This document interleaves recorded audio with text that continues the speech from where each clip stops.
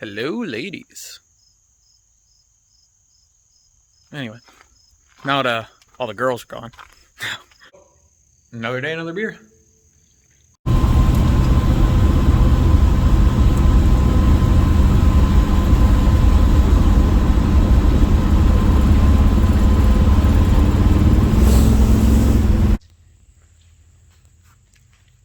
Welcome back, episode 6, El Camino.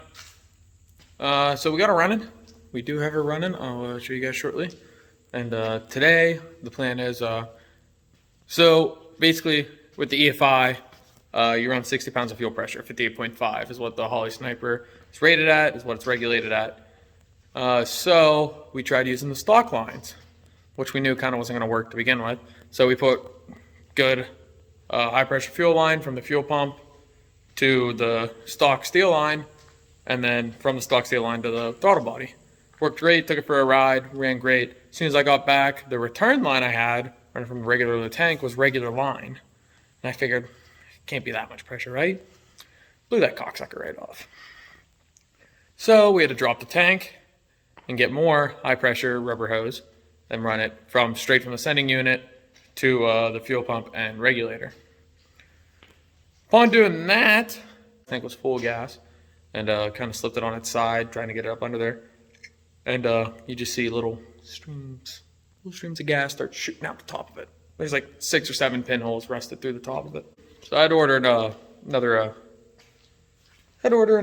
gas tank. So I'm gonna go pick that up from AutoZone here shortly. Excuse me. But along with that, I got some good hard fuel line that I'm gonna run from. Well, I'm gonna replace the factory line. Factory hard fuel line, basically, you know, because it hasn't broke yet, but we've already blown holes in some of the hard line that we didn't replace yet, which now we have. So just to save us from breaking down somewhere, make sure it's good, put all new fuel line in it, and it's done. So I'm gonna do that today. And we also discovered that in high gear, the car is a turbo 200 transmission, I found out yesterday, but in high gear, the transmission slips. First gear is great, second gear is great, third gear it slips, the regular drive 1-to-1. So I checked the trans fluid on it just before I pulled it up on the rack, and it was a little low, but I'm gonna buy a filter and some more fluid when I go down to the store, and I plan on doing all that and hoping that fixes it for now, because I do not want to go buy another junk transmission. I'd rather this transmission last me until I go buy a big transmission. So that's what we're looking at now. And yeah. So got the old girl up on the rack. This is the fuel line we plan on putting in right here. Just regular hard line. You can see the factory fuel line right there. I mean, it looks like it's in good shape, but it's also rusty. So I'm just gonna start it back here. It's kind of tight up in here, but there's our regulator and pump and everything, and I connected in up. So right here is where it connects into the main line, the factory line. So we're gonna connect in there and replace all this, run it the whole way up with this stuff. So I gotta do that, and like I said, I'm gonna service this transmission, drop the oil pan, do new oil pan, new filter, new transmission oil. Hope that fixes my slip. And after that, today's Monday, so today I was hoping to take it to the lake, but I don't want to take it with the slippy transmission or a potential fuel leak happening. So hopefully I can get all that done today, and that fixes everything, and then we are good to drive. Well, howdy. So as you saw in previous clips of this video, car's up on the rack and I was getting ready to put the fuel line in and do the transmission. But I got in some other stuff, so I ended up not doing any of that and just pulled the car off the rack. But today I got the car back up on the rack, and gonna replace this fuel line right here. Gonna replace that, and I got the filter for the transmission, so I'm gonna drop that pan, change the filter. If all goes well, hopefully I'll be doing some burns here later this day. So keep you posted. I got the fuel line ran up Right now, the factory one is right there where that nipple is. And I tried running it through the frame, but I couldn't. So I figured right there, you can see it's clear of the headers, nice and out of the way. And I got my line all attached, it's all mocked up, it's all zip tied in. But now I got to take that fitting off the throttle body. I'm gonna turn the fuel pump on to make sure the fuel line is clear, because you know I have to grind the ends and flare them, and you know, just extra precaution. So I'm gonna take that off and run the fuel system real quick.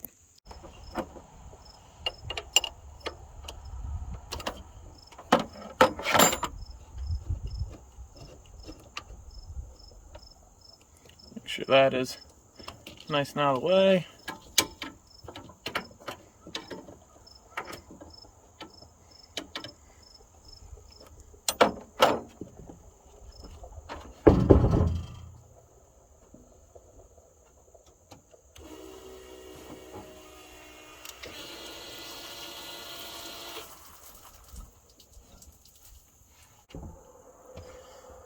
So now that I got gas everywhere on the ground, I know my fuel line is nice and flushed. So twist that back on there.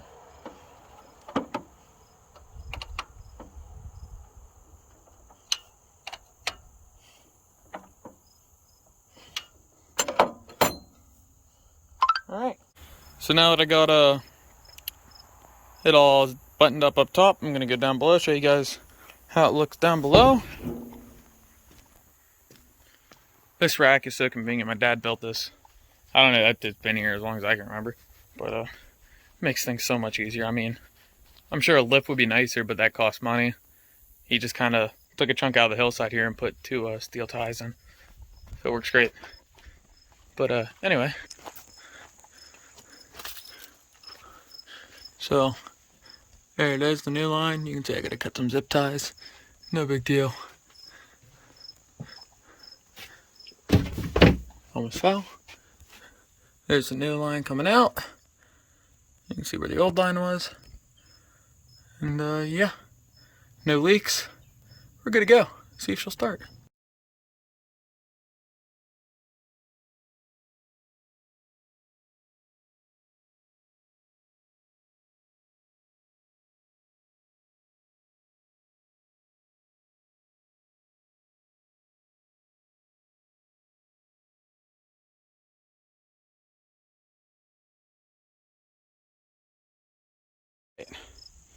Got that fixed. Got it already flushed. You can see if she'll start now.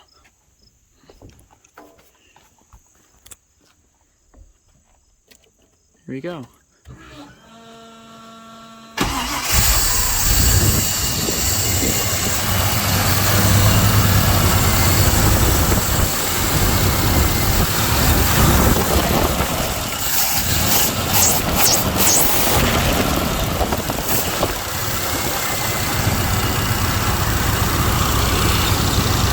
One step done. So yeah, fuel line is now completely new, high pressurized as some might call it, and ready to go. Oh, one more thing I did. I bought this sticker like before I even bought the car. Well, I made the deal with the guy to go get it, and then after I made the deal, got on the old Amazon, bought the sticker because I knew I was going to need it. It's a window sticker, but I'll get a better one. But of course, praise hell, praise Dale. Anyway, so yeah, now we gotta go change the oil filter on the, excuse me, now we gotta go change the transmission oil filter. Here's the oil pan. I gotta drop the pan, and it's right underneath, and I'm hoping everything goes into that bucket. Probably won't. Probably gonna make a mess. We'll see. Well, good news is oil pan's off and transmission's drained. Bad news is I made a mess. You can see the ATF on my shoes, creeping up on my left. See, I had the oil pan, I had a bolt in the back and a bolt in the front, and it drained a little bit. When it quit draining, I went to take the bolt in the front off. And I was going to lower, I had my hand on it, and I was going to lower it down, like so. But the bolt in the back wasn't in, like at all, like I thought. And just kind of pissed all over the place. Well, that's done. Now I gotta get those 2 bolts out, get that filter out, and yeah, that's next. So, I didn't film it because I was, you know, in the groove. But new filters in, oil pan's back installed, a new gasket. Now I just gotta find a funnel. Now I just gotta find a funnel that'll fit in the hole for the dipstick, and I can give her the ATF, take it for a burn. I found a funnel, cleaned it out, made sure it's nice and clean. ATF I'm using today, we're going with this multi-purpose ATF. Certain GM and Ford vehicles with Dexron and Mercon. And on the back, it says, do not use in GM vehicles after year 2005. Well, luckily for us, this is a 79. So, yeah, that's what we're going to use, and see what happens. Got it running, and check the fluid. It's at about 160 degrees on the coolant temp, so we're about at operating temperature. But we're just above or we're right at the full line, actually, after adding a gallon, so that's a good guess. I'm going to continue to let it warm up, check it again. When it gets to 190, I'll give it another check. And then, yeah, brought underneath and looked at fuel lines and everything else looked good, so hopefully we can do some burns. So, check the oil and the transmission, it's all good to go. I drove it up here to the house, take a little short break, and about to go give the old test drive. Here she is in all her glory. A little to-do list here on the side. So I can cross fuel line off, I can cross trans oil off. Trans, there should be a question mark next to that because we're about to see if we need one right now or not.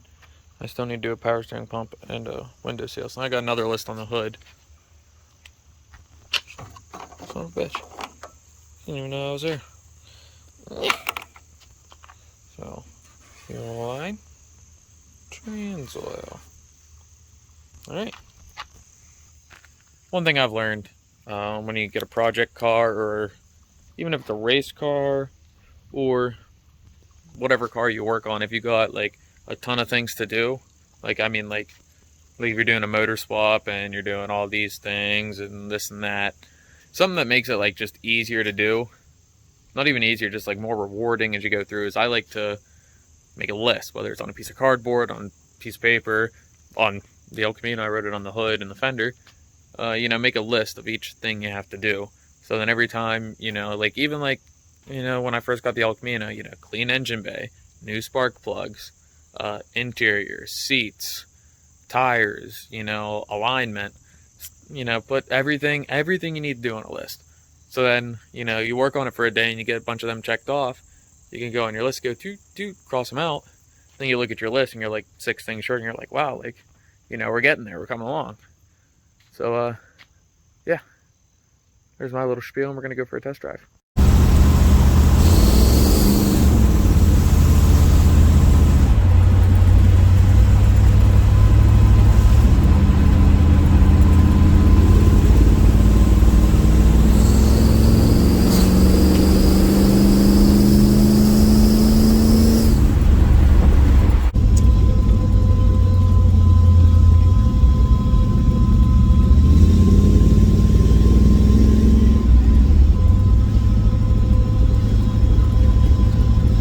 Made it back. Car, motor-wise, runs phenomenal. Now, it's, you know, we just rebuilt this motor, so there's going to be some blow-by with the ring seating and everything. So, yeah, it gets a tiny bit of blow-by to it. No big deal. That's expected with a brand new, fresh-built motor. But the car runs, motor-wise, great. I mean, the CFI is awesome.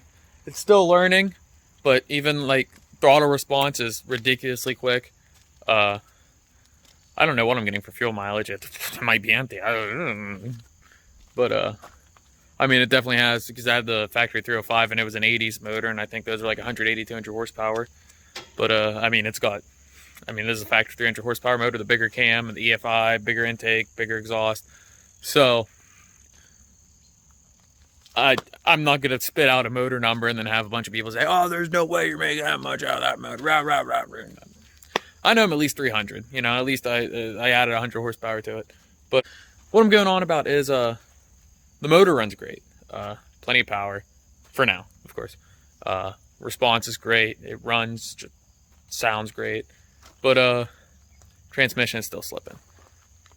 So came up with the idea that when the 305 was in it, maybe I didn't notice it slipping then because I didn't have the power like I do now.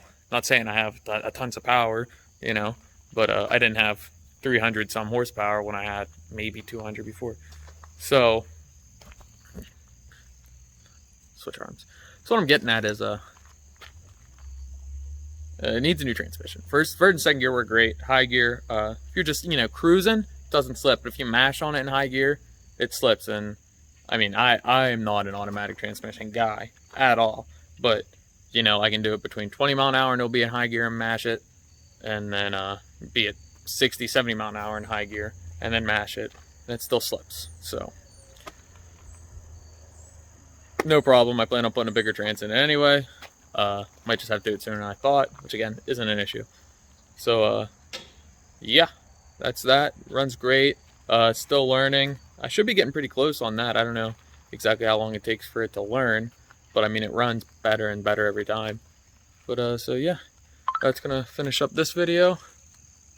So yeah, got the fuel line ran, so that's all good. Brand new fuel line, whole way front and back. New oil in the transmission, new filter. She's sharp. We just got to put a transmission in her. Still want to get a rear end in her.